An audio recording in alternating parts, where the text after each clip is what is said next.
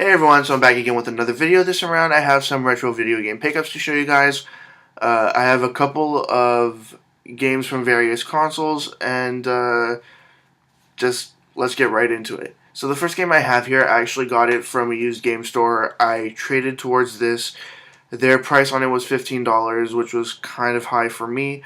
But the two games that I traded towards it, I got $20 of credit out of them, and I had paid just a couple of dollars for them. So I was more than willing to spend the 15 of the $20 on this one game, because it's an NES game that I've actually wanted to play for some time. It's Strider for the NES, as I mentioned already, and it is just cartridge only, but at least I got it in a Nintendo sleeve. The next game, I actually bought this yesterday. It's a game for a console that I don't usually collect for, but whenever I see interesting enough games for reasonable prices, I go ahead and buy those games. It's for the TurboGrafx 16. It's a game that I describe as a sort of clone of Bomberman, even though it's not exactly that. It reminds me of it. It's Boxy Boy, and if you can tell, I paid $19.99 for it, so $20. It's a fair price in the sense that it's pretty much what it goes for. I usually don't like to spend as much as a game usually goes for, but if I can just get as good of a deal out of it as possible, then why not? And at least it was complete inside. Now I know there's no cardboard case for it, but at least I have the manual, the game itself, and it does have the little sleeve as well. So that's a good thing. The next game, I got this at a guy's house. So basically, we were meeting up to do a trade for some PS2 games. I picked them up. I asked him, "Hey, do you have any other games?" He said, "No, not really. I have some Super Nintendo games," and I pretty much jumped right on that. I asked him, "Oh, what Super Nintendo games do you have?" He started listing off a couple of games, nothing too interesting. And then he mentioned one game that he had in the box, and it was a pretty interesting game. I thought to myself, well, what price is this guy going to ask for it? He ends up just telling me $10. So I asked him, oh, well, have you tested it? What condition is it in? He says, oh, I haven't tested it, but it looks just fine. So I'm like, I don't know, can you do $7 on it? And he said, yeah, sure, since we're trading for the rest of the stuff, $7 is fine on this one game. So I went ahead and grabbed this game for $7, and thankfully it worked just fine. It's an action RPG by Enix, and it's Brainlord, and it's sadly not complete in the box. It's missing the insert and the manual, but it does have the cartridge in mint condition, and there's also it's not a map, but it's like a list of different potions and items and stuff like that, I believe.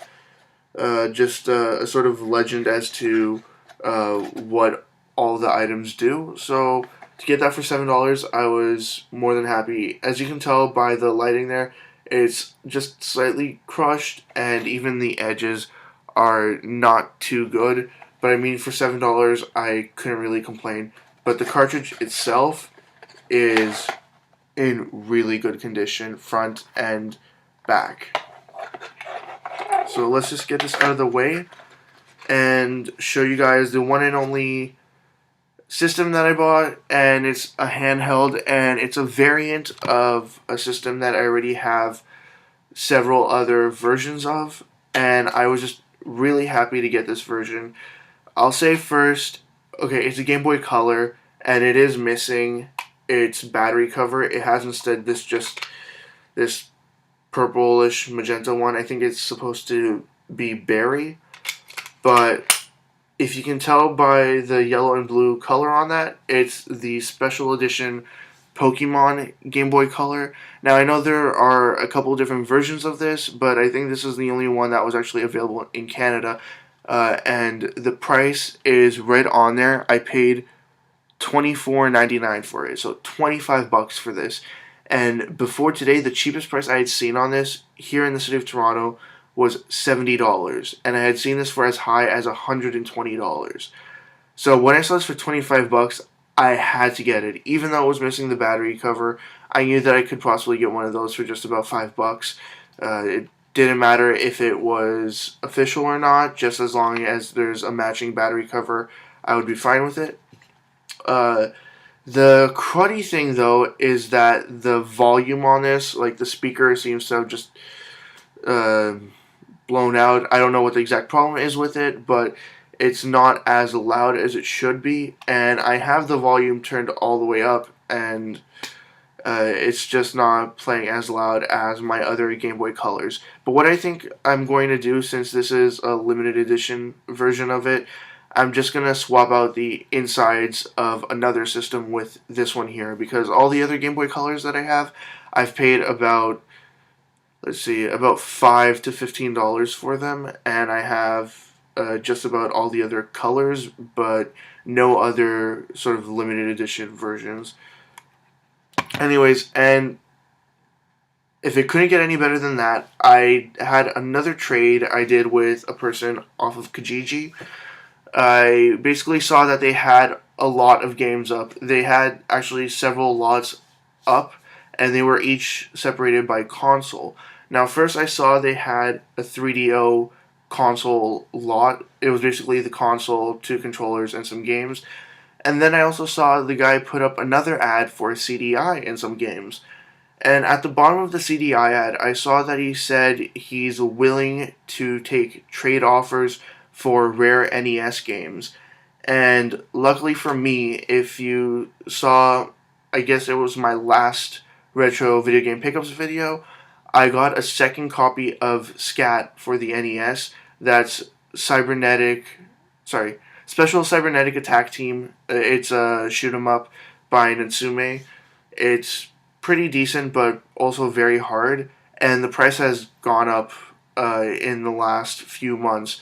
So I offered that guy the game for another game that he was selling, and to be honest, I didn't expect him to accept it at all, but then he went ahead, messaged me back, said, yep, that would be fine. So I met up with him, I traded my second copy of Scat for this one CDI game, and even though it's not a great game, it's very infamous, and it's hilarious to me and to other people as well, and it's in pretty decent condition. It's The Legend of Zelda, or just Zelda, the Wand of Gamelon. Sorry for the light there, but yeah, you can see it's in the sleeve. The sleeve itself is just the slightest bit damaged, and inside it has a case with the manual and the disc as well, of course.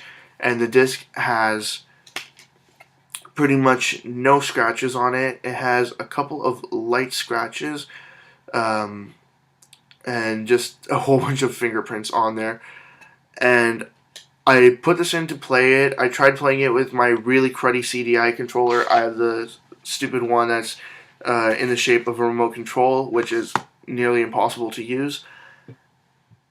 And it was very hard to play it, but at least the cutscenes at the beginning of the game are just hilarious. And when they signify the passage of time, and they say like several days later or months later, it was just so bad. Just, you have to get a chance to see those cutscenes at some time. They're just hilarious. In any of the Philips CDI Zelda games, they're just all hilarious. Anyways, that's all I got. As always, leave comments in the comment section below. Anything you'd like to say, comments, questions, suggestions, ideas, anything at all, and I'll get back to you as soon as I possibly can. Sorry for rambling there at the end, so let's just get to one last thing. Check out my 300 subscribers contest. It's going to be linked somewhere around here and in the description below, as well as my Facebook, Twitter, website. They'll all be linked below as well. And that's it. See ya.